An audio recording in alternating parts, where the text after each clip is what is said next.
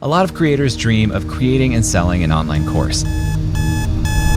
But creating is the easy part. It's selling that's the hard part. If you've ever talked to anyone about selling a $10,000 or $20,000 offer, they'll tell you you have to do sales calls. I was like, no, I'm definitely not going to do that. That's Mariah Coz, the founder of Fearless CEO. Mariah has spent the last 7 years working closely with business owners on their courses, group programs, webinars, evergreen funnels, and more. But Mariah didn't love the launch model, so she built a new method that she calls the high-ticket hybrid.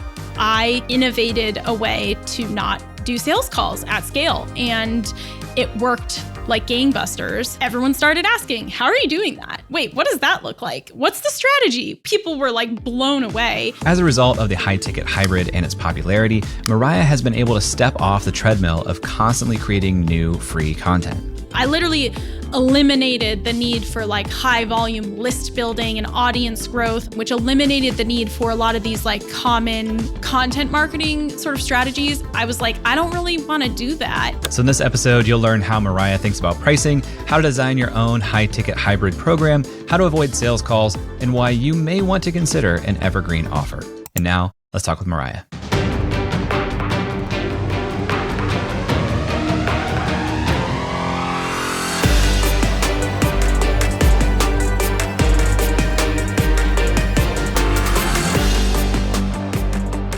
I really don't like following the rules. I don't like listening to other people telling me what to do. So I was definitely always like, I'm going to have to start a business. There's no way I'm going to be able to like have a regular job. And one of the things I was really interested in and going to school for, not traditional school, but going to very non-traditional, was like sustainable building. Specifically at the time, this is back in like 2013, 2014, I'm super, super into like tiny houses and living in a camper. Before it was cool. Way before it was cool. Like I was like, it was like me and 3 other people were like the first people to be talking about this. That was really where I started like online. That was where I started a blog in that arena. And that was where I launched my first digital product. And I was super inspired by, I'm sure you know, Nathan Barry, like back in the day.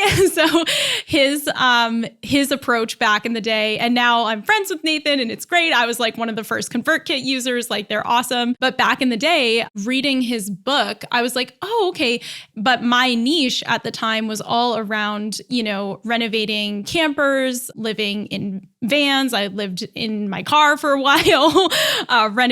Turned it into a camper van, all through the lens of like sustainable building. And so that was like my first website, blog, content, and my first digital product was all about that. And it was the first one of its kind in that space. You know, people had been traveling to these in-person building workshops and in-person, workshops to get hands-on experience.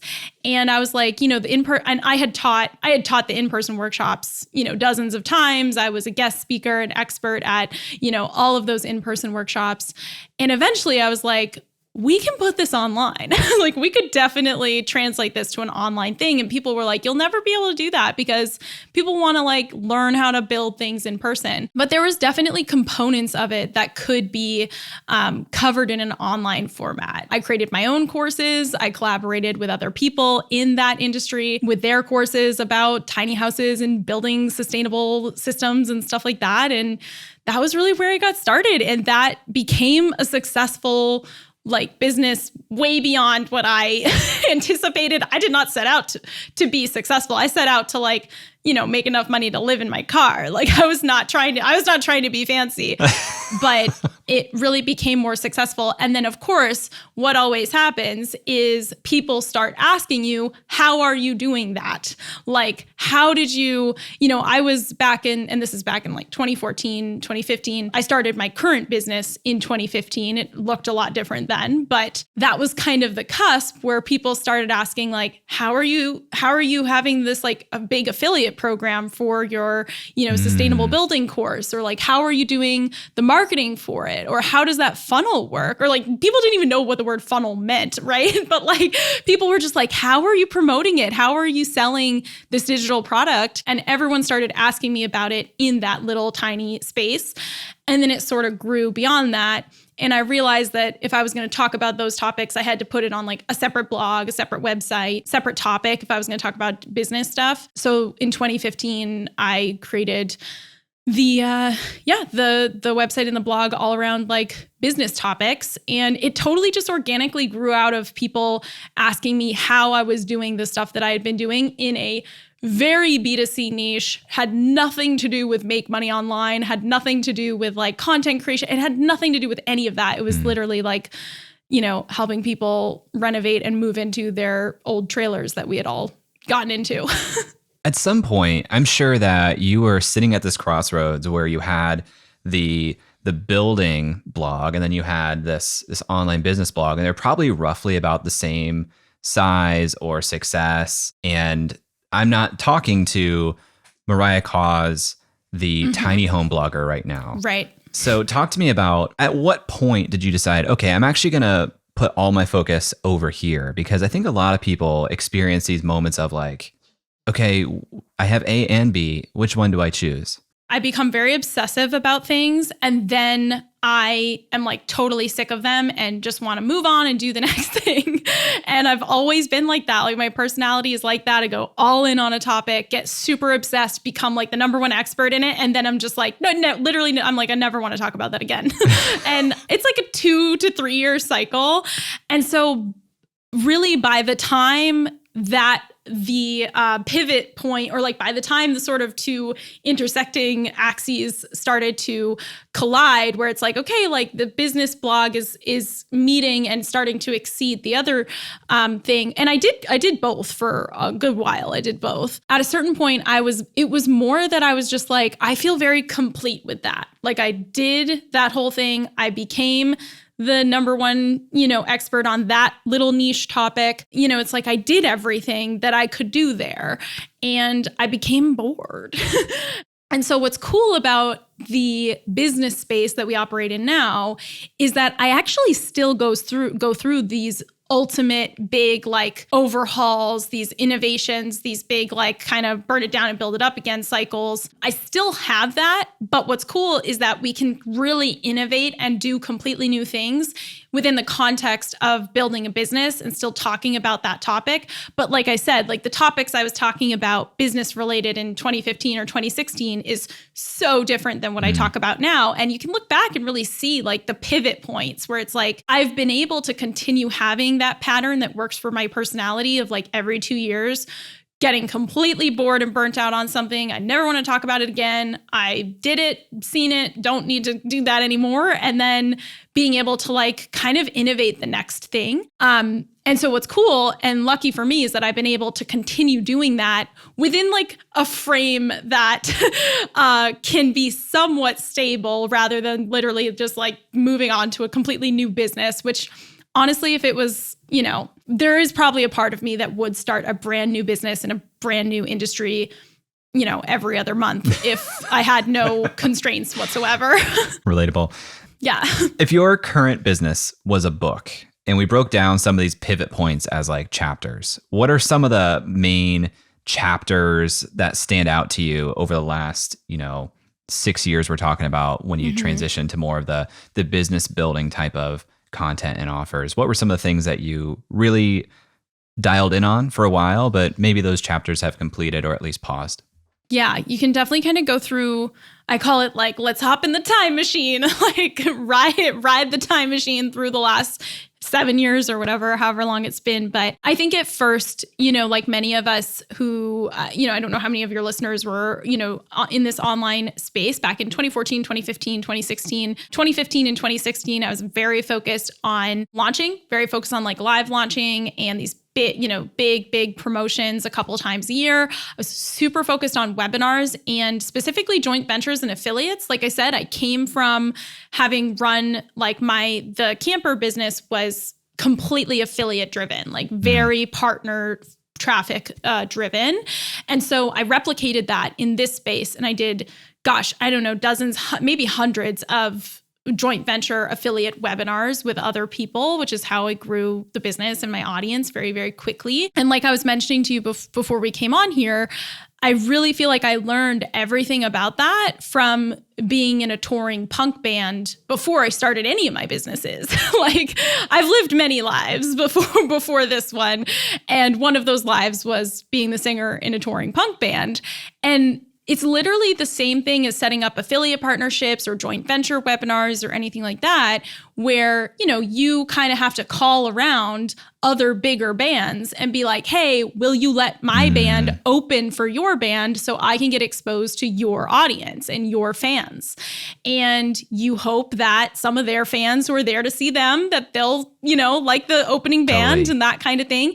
And then you have to reciprocate as well. So, I was also having to book shows for those other bands when they came into my city and vice versa. And it's this like big network of like booking, booking shows for each other and all that kind of thing. So it really is the same principle of, okay, well, I know how to get in front of other people's audiences when I was a singer in a band, and I would have to book these collaborations and, do joint songs together and all this kind of thing. Like, it's the same thing, but with a webinar or with a blog post or with a podcast, right? Right. It's really the same kind of principle. And I applied that into the business world as well. And so those first 2 years were really focused on, tons of live webinars, live launches.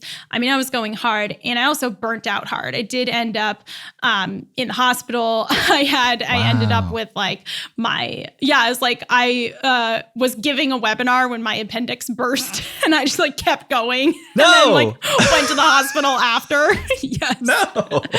Yes. Yeah. Went pretty hard those first, that first 18 months, and then was like, whoa, I didn't really know. I don't think you really know what your limits are until yes. And if you asked me oh, were you tired or were you grind? I literally would have been no, I was happy. I was good. I do not have an empty gauge. I don't have that. It's just all of a sudden one day you just can't get out of bed and you're like, oh, I guess I burned out, but I don't remember that happening.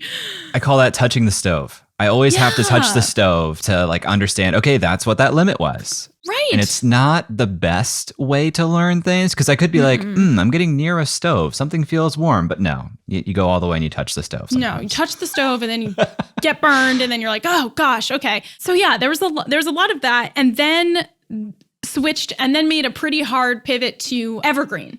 And that was where it literally became a thing where I was like, a lot of people kind of, I think, reach that point where they've been live launching for a long time. And I actually love live launching and I love Evergreen. I think they both, in my world, they both need to coexist in an ecosystem together. But that was when I made a hard pivot to Evergreen. So I could take an 8-month sabbatical and just kind of take it easy and kind of restructure how we did things. So then for a couple years, really focused on putting our courses on Evergreen. Now, up until this point, I had primarily been selling these business topic courses for anywhere between $500 to $1,500. That was kind of 2016 to the end of 2017. Now, the next hard pivot happened January of 2018, was when I restructured my business again to charge high ticket for the first time. And so this is my next 2-year cycle, was switching to, I'd had all these $1,000 courses and switching to combining all of the courses and adding this very high touch coaching element, which I'd never done before. It just wasn't part of what we did. And, raised our prices to $10,000 at that time, back in 2018. And that was kind of the next phase, was really focusing on these higher touch, higher ticket price point offers. And since then, we have continued to increase what high ticket means for us and our offers and the level of support that's included. In that process, figured out the thing that we've become famous for, and the thing that I invented in this industry, is how to sell those high ticket offers without sales calls, which was kind of, in this industry, if you've ever talked to anyone about selling a $10,000 or $20,000 offer, they'll tell you have to do sales calls. I was like, no, I'm definitely not going to do that. I hate sales calls. I hate having anything on my calendar. This scheduled thing with you, Jay, is very, very rare, but very exciting. Yes, I don't have anything on my calendar. I'm very picky about that, but I innovated a way to not do sales calls at scale, and it worked like gangbusters. And then that, of course, became everyone started asking, how are you doing that? Wait, what does that look like? What's the strategy? People were like blown away. And so 2 years later, that became the pivot. And it's like, okay, the next innovation is, again, it all grows very organically of I innovated something, I figured it out, and then people start asking you how you're doing it. And you can, I mean, especially with what we now call the high ticket hybrid system, which is how we sell high ticket without sales calls, especially with that, I was extremely resistant to ever teaching it to other people. I was like, I don't really want to teach this. I don't really want this to be like, this is not our brand was all about creating kind of like lower ticket courses in niches, in B2C niches, like me with the camper stuff. I was very specific. I was like, I don't really work with other business coaches. Like, I don't really teach other business owners how to do business strategy. That's not my bag. Like, I focus on the B2C niches that are not business related because that's my experience. But eventually it just became so like, again, people are just begging you to tell them. And so I created a little pilot program for that. And then a few months later, there was like 300 people in that group. And it became, again, it kind of became the next pivot. It organically grew into the next iteration. And so those are kind of the phases of like going through a lot of different innovations. Even though it's within the same category, it feels like I had 4 completely different business models in that time, you know? Yeah, that's a lot of great context. So let me go back and clarify a few things that you said, just to make sure that everybody listening, watching this are on the same page. So you've used a couple of different phrases that are kind of like binaries. Yes. Let's talk about low ticket versus high ticket. How would you separate those two things for people who aren't familiar with that terminology yet? So true. And I really want to say everyone is welcome to define price points in whatever categories they want for them. I do think that depending on your niche, like high ticket in some niches might be $2,000, but in other niches, $2,000 is like low ticket, mid ticket. So it depends on your niche. But for me, low ticket is like $20 to $200. Mid ticket, like premium course, is like $200 to $2,000. And then anything $2,500 or $3,000 and up, $3,000, $30,000, $60,000 and up, that's high ticket. For me, those are kind of the categories like low ticket, premium, signature offer, land, and then like high ticket. And can you also give that same type of primer for live launches versus evergreen sales? Yes, I totally meant to do that while I was talking and then just kept going on a roll. I'm keeping track. Yeah. So for those of you who aren't super familiar, basically an open-close enrollment window where you open the enrollment for your course and then the doors close and cart closes and you end enrollment until maybe 3 to 6 months later, you'll open it up to the public again. And during that time in between, you're just serving your students and answering their questions and, running your course, but you're not always marketing it and always enrolling people. And then Evergreen is open enrollment all throughout the year. But Evergreen refers to both a marketing kind of strategy on the marketing and enrollment side. Like what are the systems that you have in place to enroll students or clients into your courses all the time, but also the delivery side. Like what are your systems and onboarding processes and offboarding processes in place for introducing, if you have a new student or a new client joining your group or joining your course every single day, you also need the delivery systems for having new people come in through automation. And how do they start the course and how do they know where to go and where's their orientation materials and all that kind of thing. So it has to do with the marketing and the delivery, but Evergreen means that you have the systems in place to be able to enroll and onboard and serve those students in your courses every single day of the year, whenever someone's ready to join. After a quick break, Mariah and I talk about pricing trends in online courses, and later we dig into how you can construct your own high-ticket program. So stick around. We'll be right back. If you like creative elements, you would love my weekly newsletter, Creator Science. I send it every Sunday, and it breaks down everything I'm learning about how to be a professional creator. It expands on the things we talk about here on this show, and it even goes behind the scenes of my own business and shows you what I'm doing, what I'm experimenting with in my own journey. If you're serious about this, I think it is a must read. More than 14,000 creators already subscribe. So if you are not already subscribed, go to creatorscience.com and subscribe for free, and I'll talk to you on Sunday. Welcome back to my conversation with Mariah Coz. Over the last few years, I've noticed that course prices seem to be decreasing across the board. Courses that used to be $300 or more seem to be coming down in price. Since Mariah works so closely with course creators, I asked her if she's been seeing the same. I think you might be looking at what you might be noticing isn't necessarily that what used to be considered a premium course has been like lowered in price. But I think what you might be seeing is the rise in low ticket offers used as lead generation. So they're actually like two different categories. When I say like low ticket, to me, and in our business, we call it low ticket lead gen offers, $20 to $200, it's actually like a loss leader. And part of the reason for that is the increase in ad costs over the last few years. And so someone might still have like, oh, like you said, there's $300 to $500 used to be what you think of as a course price. There are still those $300 to $500 courses, but what you're seeing is that on the front end of these people's funnels or of these people's marketing strategies, they've added a $20 or $30 or $100 front end offer that people come into first. And then you don't see the $500 offer until you're, in the funnel, you're seeing an upsell, you're seeing, a promotion for that on the back end.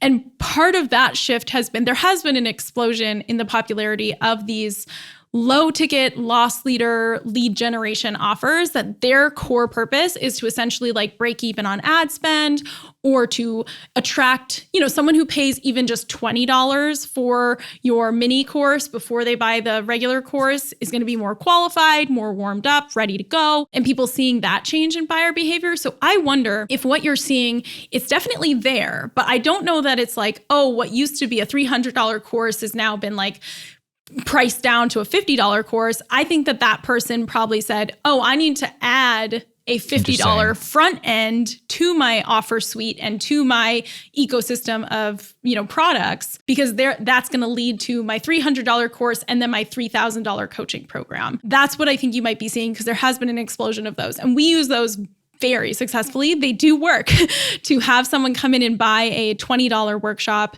and then, like for us, seamlessly upgrade into a $20,000 offer. So it definitely works. And I wonder if you're seeing more and more of those. Super possible. A lot of the circles that I kind of swim in, I'm not very close to a lot of creators who have figured the ads thing out yet. They're not even thinking in terms of like the ROI on ad spend and the cost of this course. They're like, I'm launching my first course. Where do I price it? They seem to just be landing, just looking around like, where are you pricing it? And like, I guess it's like $150 to $200. Like, I'm just seeing a lot more of those as like a first product. It could be. I mean, that's where I started. I definitely started in that price range. I was like, oh, $100 is the most I can charge. So I think that's definitely true for like creators who are just getting started with like pricing and mindset. They're like, charging money is so hard. So I totally understand starting at $100 and then, a few years later, that same course that you launched for $100, now $1,000 with the upgrades and evolution of it. I think that could be totally true. I also kind of get the feeling that for creators, there's more of a volume that they have an audience, right? Primarily, and they have volume in that audience of subscribers or listeners or something like that. Whereas I might be working with a course creator or an expert or a coach who has a smaller audience that they're starting with. And so pricing is very crucial if you don't have a huge, 10,000 followers on your YouTube. Yeah, it's so interesting because I would agree with that also. That's like the model they see and they assume is what needs to work. But none of the stuff is as new as a lot of creators getting started, I think that it is. Like you're coming from a very mathematical standpoint where like you can just do the math and see like if we have this type of cost of acquisition, this is where the price needs to be. And that makes a lot of sense. And a lot of people getting started are like, I have people paying attention to me. I should make some money from that. They're like still figuring out how to do that. But like a lot of the stuff has been figured out. It was just before we had this term creators and we're talking about these things. So, well, and also they probably like, again, I having been the person who did start with, a $50 offer, a $100 offer, and then very slowly raise my prices over years and years. There is this belief that it is easier. It is going to like, if you're just starting out with selling and marketing, you're like, I don't want to have to do that. I don't like selling and marketing. I want to be as like hands-off as possible. And so there's a belief, which turns out is not true, but there's a belief that it will be easier to sell their product at $100 than it would be to sell it at $500. And so they think it's going to be more work or more convincing or more difficult, that they would get a lot less people at $500 than at $100. And it turns out, from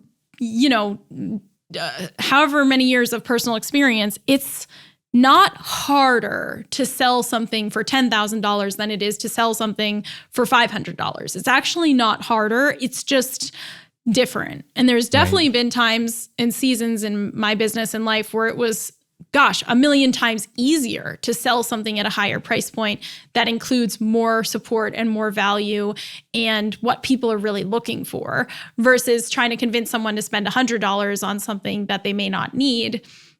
If they see something for $10,000, it's exactly what they want, then that's what it is.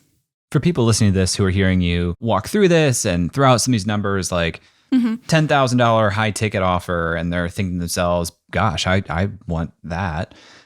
Are there anybody for whom a high ticket offer is a bad option? Like, when should I be thinking to myself, I don't think high ticket offers work for me in my business?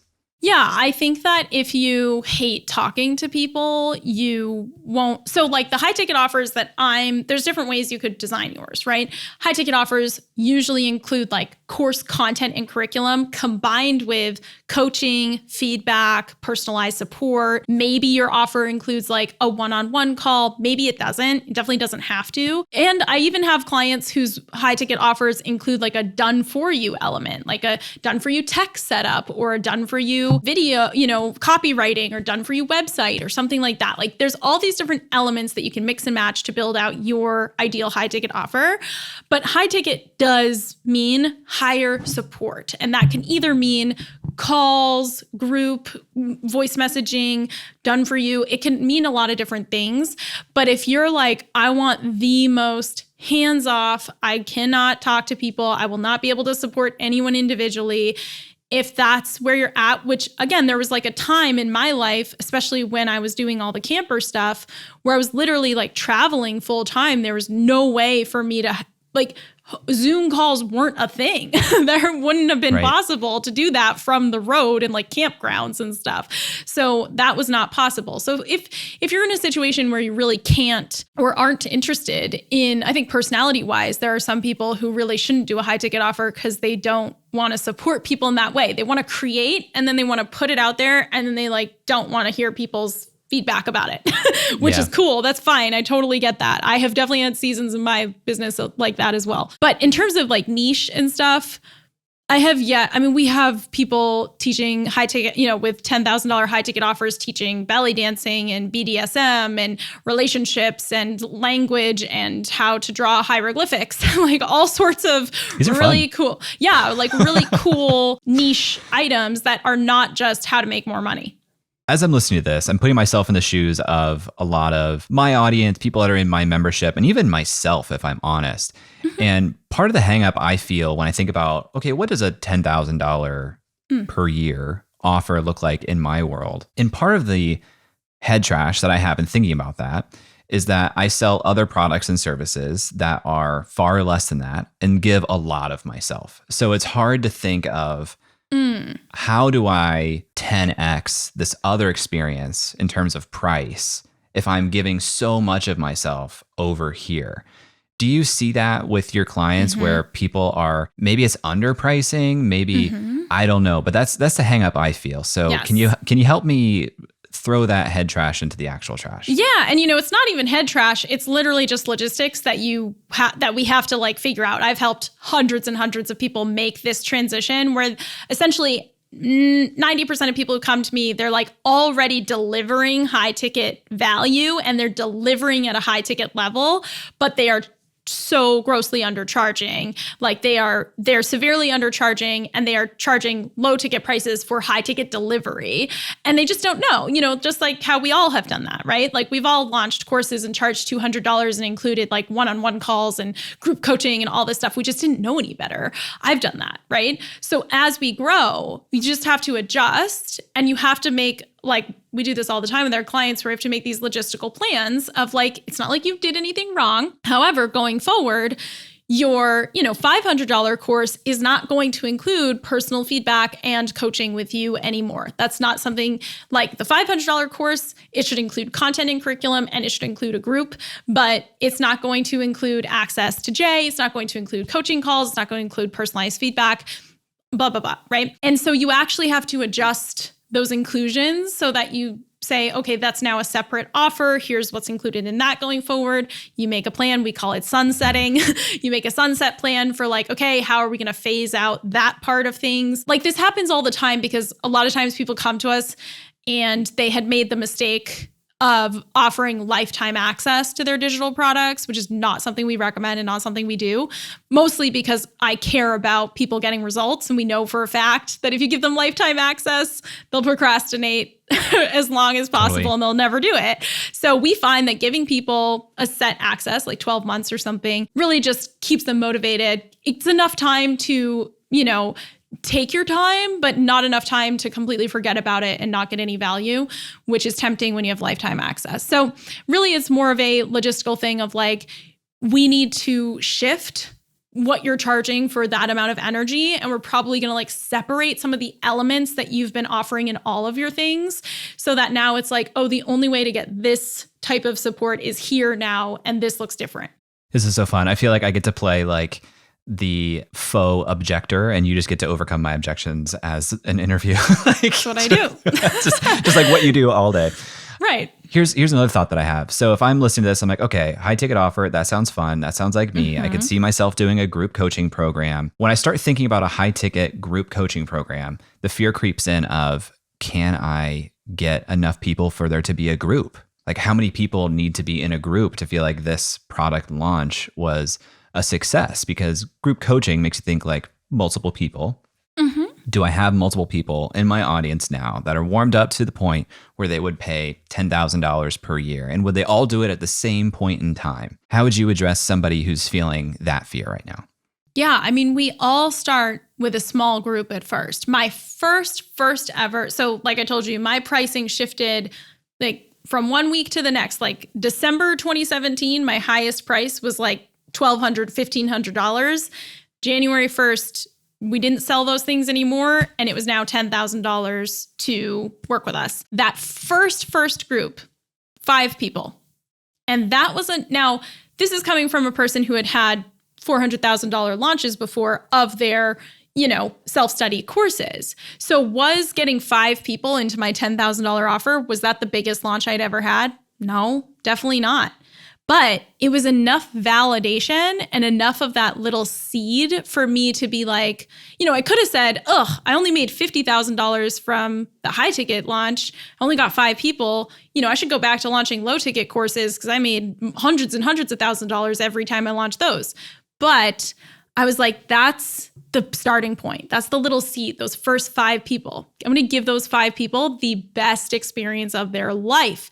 And those 5 people are just the beginning, because then I'm going to have the program on Evergreen where who's to say that next month I don't get another 5 people. And then the month after that, I get another 5. And then the month after that, I got 10. The month after that, I got 12. So you begin to have rolling enrollment, and it all sort of starts to stack up. So, financially speaking, I don't know where the line is for you. And I tell every one of my clients to be like, pick a threshold that makes it worthwhile for you to say, this is enough validation that I can keep going with this. I can keep tweaking this. I can put it on Evergreen enrollment so I can keep inviting people to join. Maybe it wasn't the best time for everyone to join, but if you can get those 3 to 5 people, a month later, you could get another 3 to 5 and then another 3 to 5. And then all of a sudden you got 30, 40, 50 people in your group, and it takes off from there. So I wonder, I think for me, it was really scary to go from $1,200 course to $10,000 offer with no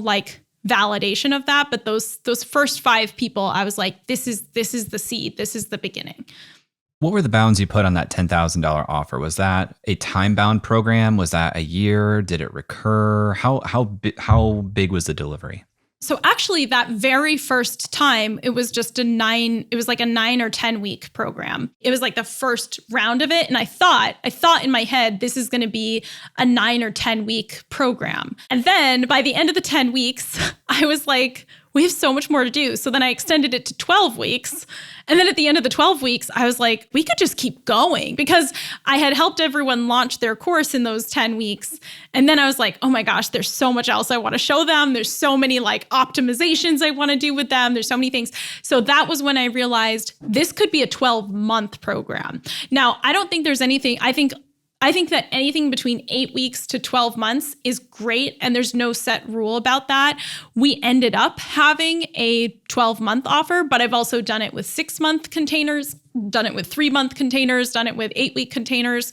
It's, high ticket doesn't have to do with a time frame. It has to do with the outcome and the result that people get and the support that you're offering them. So even though I ended up turning that into a 12-month offer, the initial version of it was like 10 weeks.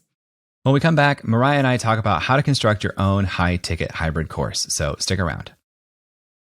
Hey, thanks for watching Creative Elements. This is a brand new channel here on YouTube, so liking the videos, leaving comments, subscribing to the channel, sharing the show, all that support goes a long, long way right now. It is all seen, it is all appreciated. And even though this is a brand new channel here on YouTube, I've actually been conducting interviews with creators just like this for more than 2 years. There are more than 100 interviews that you can go back and listen to with creators like Seth Godin, James Clear, Cody Sanchez, Tori Dunlap, even YouTubers like Ali Abdaal, Matt Diavella, Roberto Blake, and Marie Poulin. I've actually created some playlists for you to help get you started, to dive into some of the best episodes that we've done to date. Just go to creativeelements.fm/playlists.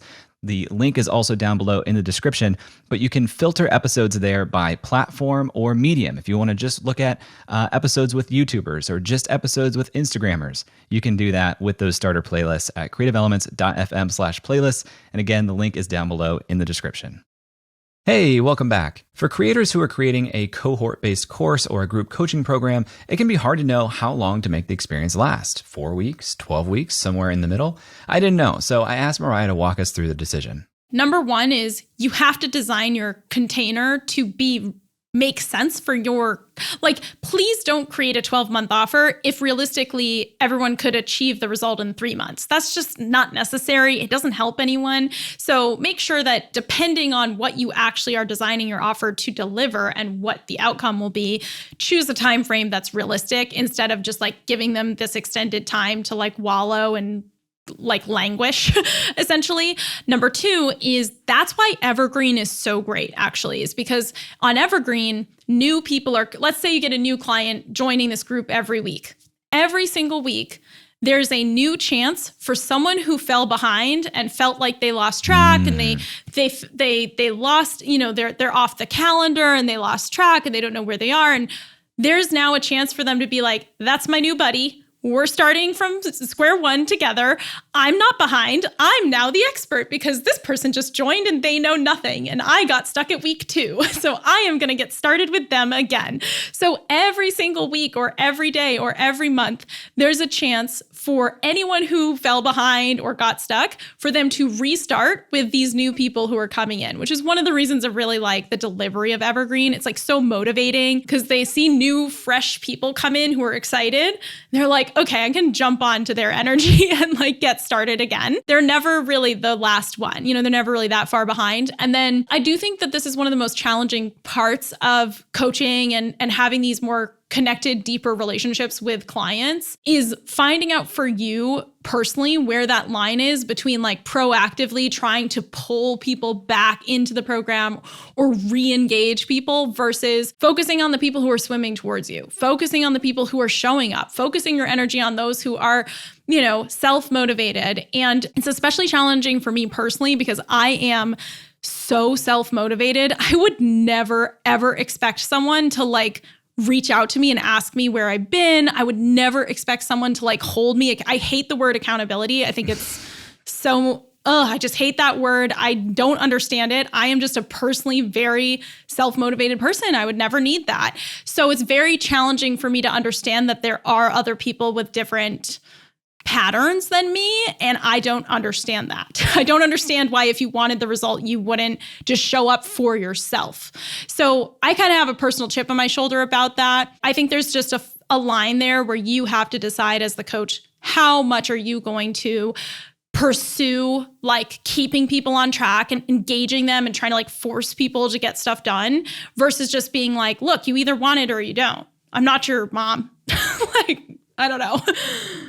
Now I'm going to put on the hat of somebody listening to this who has an existing offer that they're doing periodically as like a live launch.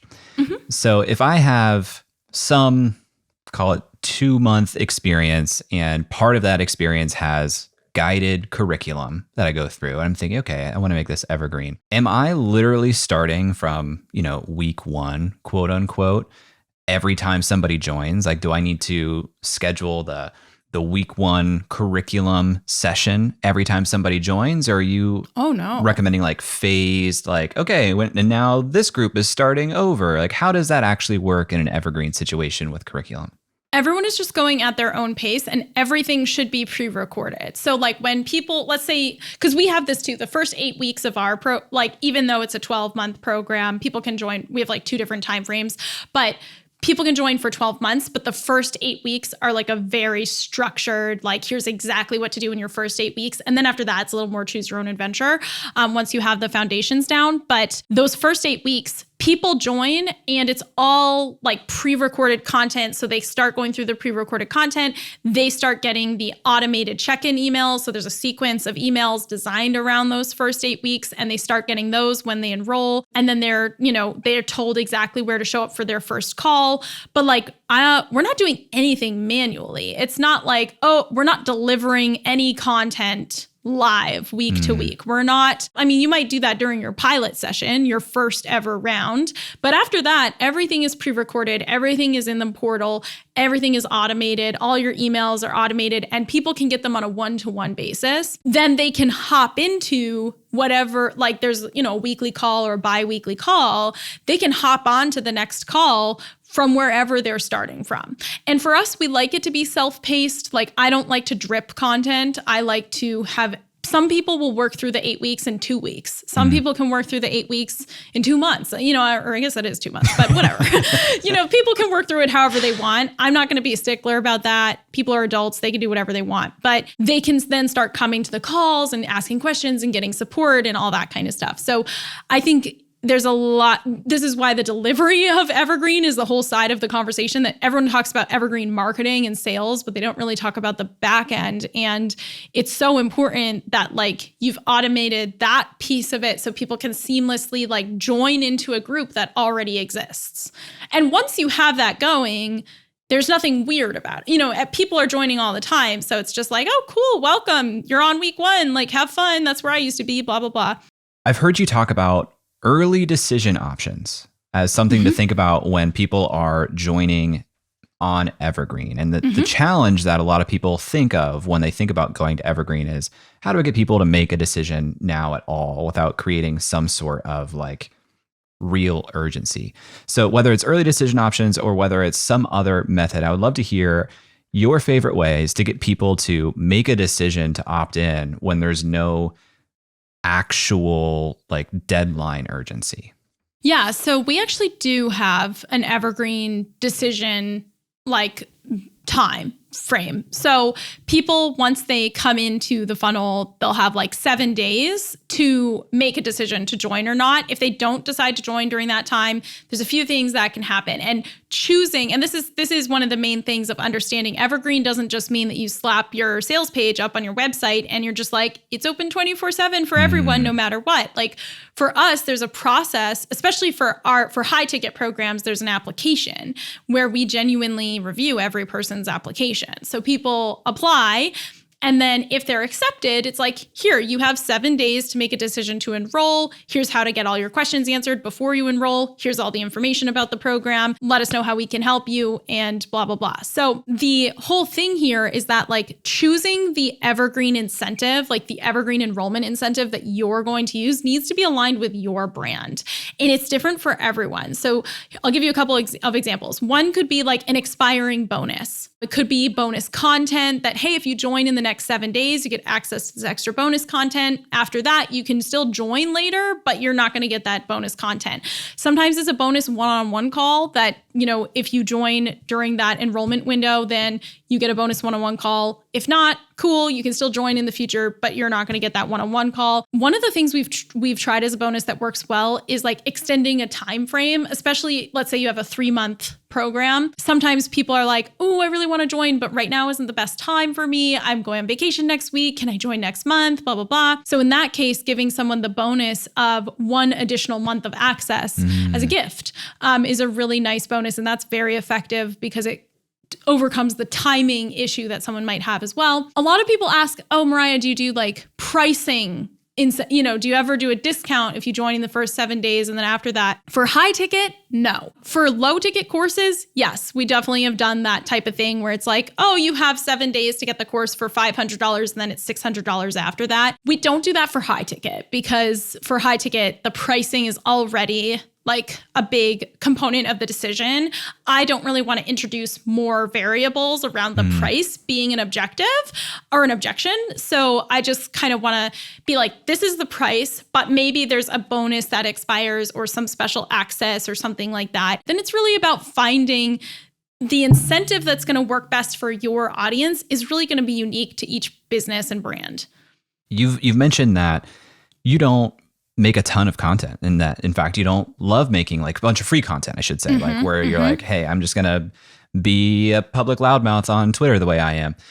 How do you get people into your world so consistently to make this such a profitable, successful program? When we switched to high ticket, I kind of stopped doing content. And it was kind of like a whole shift of like, look, I don't know if all these like freebies and free blog posts are going to attract the same client who was buying like our $500 courses before that. We're attracting $10,000 or $20,000 clients. How does our content marketing and our marketing need to shift in order to shift with that? And so it no longer became volume. Like volume was not our thing anymore. I literally eliminated the need for like high volume list building and audience growth. I was like, I don't really want to do that. And so by going high ticket, it's like, okay, now you only need small amount of clients for it to be very successful and to meet your goals. And you're serving them at a much higher level. So I kind of eliminated the need for volume, which eliminated the need for a lot of these like common content marketing sort of strategies. And so what we shifted to, well, we started running ads. We finally like figured out ads. And this was in like 2019. We started running ads successfully after years and years of failing miserably at running ads. You kind of hit a moment too. Not everyone, but for me, I hit a moment where I was like, I have hundreds of articles and videos and podcasts, like an archive, a body of work that like, I don't need to create anymore. There's no need for me to say more.